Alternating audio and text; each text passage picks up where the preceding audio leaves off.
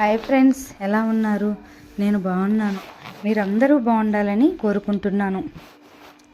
ఇప్పుడు కథలోకి వెళ్దాం. చదువుతున్నది శోభారెడ్డి. ఇప్పుడు ఈ ఉత్తరం ఇవ్వటమా మానటమా అనుకున్నాడు. అసలు ఆ రెండో ఉత్తరంలో ఏముంది? తీసి చూశాడు. అందులో ఇలా ఉంది: ఉత్తరం చించి ముక్కలు చేద్దామని వేళ్లతో పట్టుకున్నాను, కానీ అంతలో ఆగాడు. చించినట్టు తెలిస్తే నిశాంత తనని క్షమిస్తుందా అని అనుకుని తన కళ్ళు అక్షరాల వెంటెళ్తున్నాయి. నిశా, నీ మౌనం నాకు అర్థమైంది. నన్ను క్షమించు. నేను తొందరపడ్డాను. మనం స్నేహితులమే.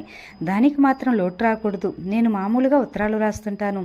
నాలో నిన్ను పెళ్లి చేసుకోవాలని జ్యోతిని హిమాలయాల్లోకి విసిరేశాను. అతను ఇంకెప్పుడు మన ఇద్దరికీ కనిపించడు. నాకు ఉత్తరం రాయమ్మా. మరీ మౌనంగా ఉంటే నాలో నాకు ఆక్సిజన్ అయిపోతుందే. ఉంటాను ఎప్పటికీ స్నేహితుడు, నీ జ్యోతి. ఒక అరగంట దీర్ఘాలోచన తర్వాత పృథ్వీ ఆ రెండు ఉత్తరాలు చించి చిన్న చిన్న ముక్కలు చేశాడు. ఆ ముక్కలు మళ్ళా కలిసిపోయి ఎక్కడ ఉత్తరం అవుతాయో అని భయపడినట్లు సిగరెట్ లైటర్ వెలిగించి వాటికి అంటించి బూడిద చేశాడు. ఆ బూడిద నీళ్లల్లో కలిపి తీసుకెళ్లి బాత్రూమ్ బేసిన్లో పోసి పంపు తిప్పాడు. నీటి దారికి అవి వెళ్ళిపోతుంటే తదేకంగా చూశాడు. ఆఖరి నలుసు కూడా నీళ్లలో కలిసి వెళ్ళిపోయిన తర్వాత కానీ అతని మనసు శాంతించలేదు. వచ్చి మంచం మీద పడుకుని చీకట్లో చూస్తున్న అతనికి మళ్ళీ అనిపిస్తోంది, త్రుటిలో ఎంత ప్రమాదం తప్పింది. అతనికి ఇప్పుడు చాలా శాంతిగా ఉంది. జ్యోతి ఉత్తరం వల్ల ఒక విషయం స్పష్టమైంది. తనకి నిశాంత కావాలి. ఎందుకో తెలియదు. నిశాంత కొండల్లో జలపాతంలా, ఎడారి వయాసిస్లా తన జీవితంలో కొంత హాయిని, కొంత ఆనందాన్ని చవి చూపించింది. ఎన్ని చికాకులతోనూ చెరచెరలాడే తన మనసు నిశాంత దగ్గరికి ఏదో ఒక మిష మీద వెళ్ళి 10 నిమిషాలు కూర్చుంటే చాలు. ఆ చికాకులన్నీ చేత్తో తీసి అవతల పారేసినట్లవుతాయి. మనసు హాయిగా ఉంటుంది. అలా ఎన్నిసార్లు జరిగింది. ఆనాడు అనుకోకుండా ఆవేశంతో నిశాంత చేయి పట్టుకున్న మొదటి రోజు తన అణువణువులోనూ ఒక అనూహ్యమైన థ్రిల్. తనకు నిశాంత కావాలి. ఈ ప్రపంచంలో తనకి తగిన భార్య ఆమె ఒక్కతే.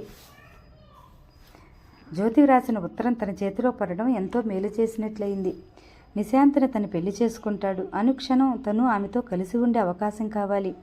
నిశాంత్ ఇష్టపడుతుందా లేదా ఏమో, తను ఆ విషయం ఆలోచించలేదు. ఇంటి విషయంలో నిశాంత్ అన్న మాటలు గుర్తొచ్చాయి. మీరు ఆ మాట అన్న తర్వాత నాకు వేరే ఛాయిస్ ఉంటుందంటారా? ఇదివరకైతే ఏమో, మీరు ఇష్టపడిన ఈ ఇల్లు కొన్న తీరు చూసిన తర్వాత నాకు సమాధానం చెప్పే అవసరం లేదనిపిస్తుంది.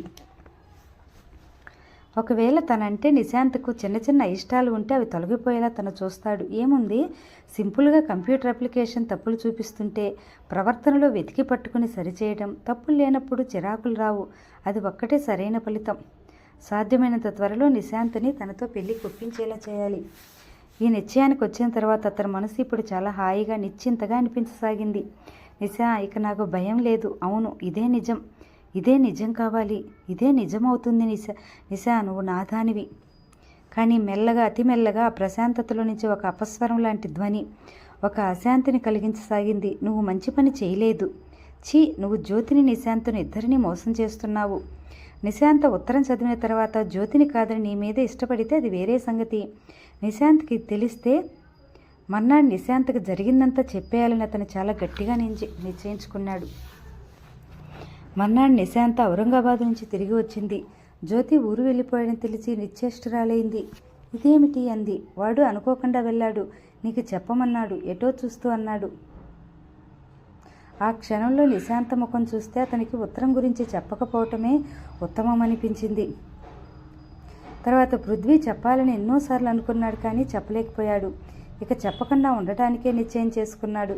అతనికి పెళ్లి మాట ఎత్తాలని చాలా ఆరాటంగా ఉంది. దానికి భయంగానే ఉంది. రోజులు గడుస్తున్న కొద్దీ పృథ్వీ ప్రవర్తన నిశాంత పట్ల వేగంగా మార్పు రాసాగింది. ఎన్నెన్నో బహుమతులతో ఆమె కోరకుండానే ఇచ్చి మురిపిస్తాడు. నిశాంత కోసం ఏదేదో చేస్తాడు.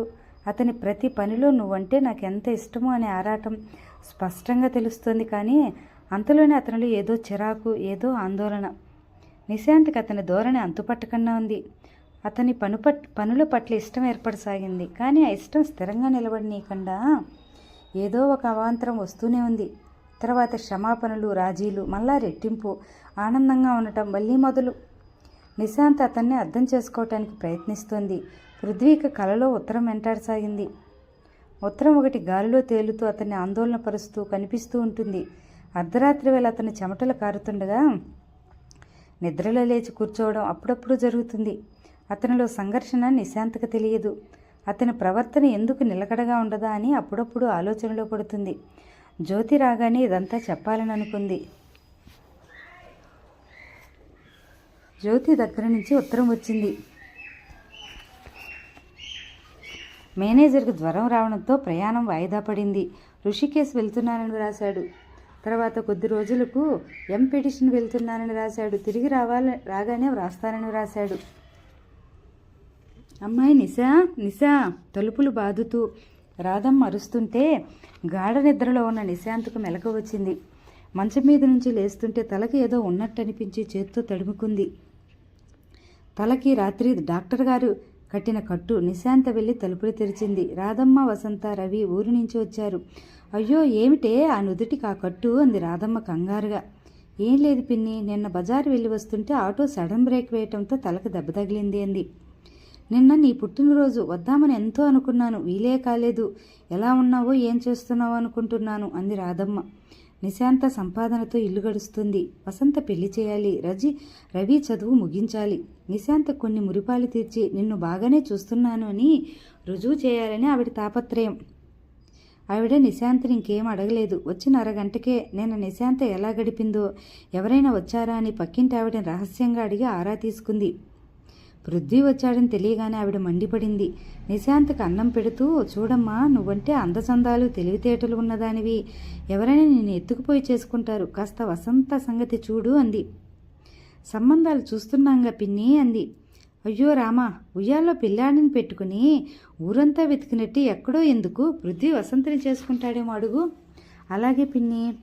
అలాగే అంటే కాదు, నువ్వు వచ్చి చెప్తే వింటాడు. నువ్వంటే అతనికి చాలా ఇష్టం.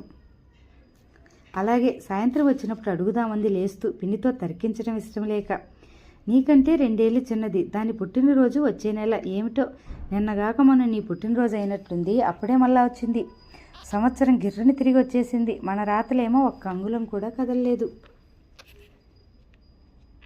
నిశాంత చెప్పులేసుకుంటూ అనుకుంది. అప్పుడేమో నాన్నను సాధించేది, ఇప్పుడు ఆ సాధింపు నా మీదకెళ్ళింది. నిశాంత బ్యాగ్ తీసుకుంటుంటే ఇంతలో బయట కారు ఆగిన ధ్వని వినిపించింది. నిశా! అతను పెద్ద పెద్ద అంగలేస్తూ త్వరగా వచ్చాడు. ఏమిటి? అతని ముఖం చూసి కంగారుగా అడిగింది. పృథ్వీ చేతిలో టెలిగ్రామ్ నిశాంత్కిచ్చాడు. నిశాంత అది చూసింది. వెంటనే కళ్ళు పెద్దవైనాయి. నో అరిచింది. ఏమిటి, ఏమైంది? రాధమ్మ వచ్చింది. ఇది నిజం కాదు, అబద్ధం, మోసం, పచ్చి మోసం. ఎవరో ఏడిపించటానికి వచ్చారు. నిశా, మేనేజర్ స్వయంగా ఇచ్చాడు ఈ టెలిగ్రామ్.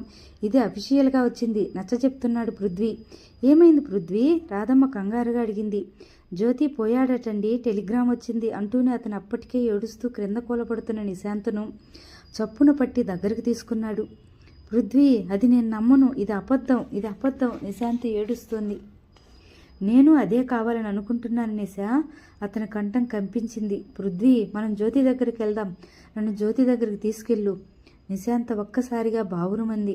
నిశాంత అలా నిస్సహాయంగా ఎడవగా చూడడం పృథ్వీకి అదే ప్రథమం. నిశాంత ఏడుపు చూస్తుంటే అతని గుండెలు కరిగి నీరైపోతున్నాయి. నిశాంత తలని దగ్గరికి తీసుకుని గుండెలు కదుముకున్నాడు.